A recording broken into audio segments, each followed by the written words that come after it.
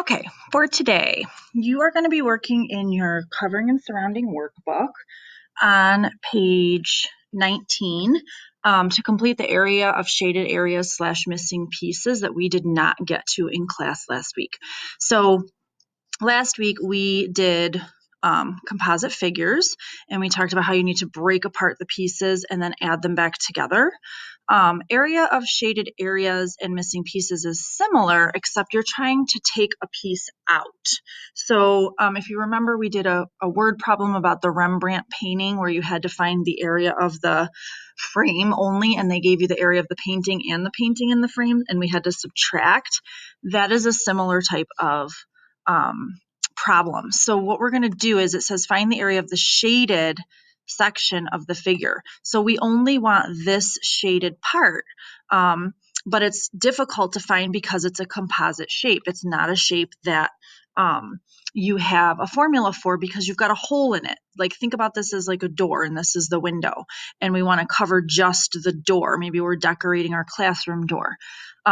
So what you do is you find the area of each piece. We're going to find the area of the big rectangle, and then we're going to find the area of the smaller rectangle, and then we're going to subtract the small one from the large one to get just the area of the shaded figure.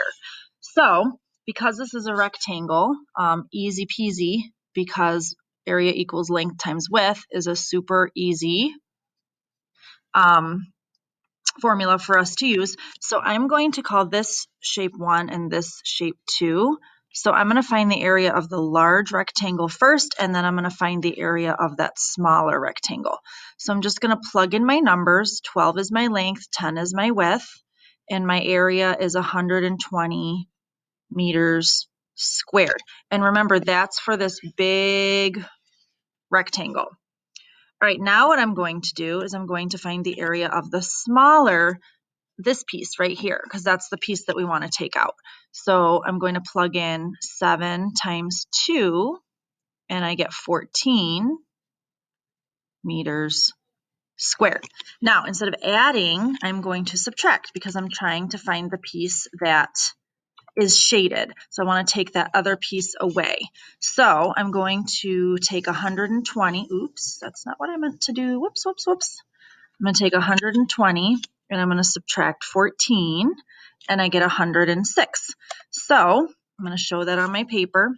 120 minus 14 equals 106.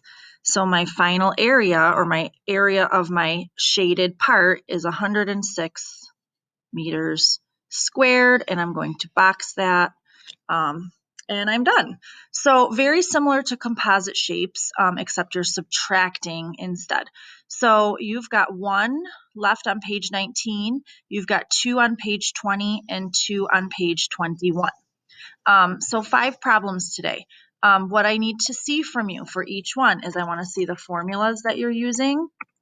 I want to see what you're plugging in. Oops. Into your formulas.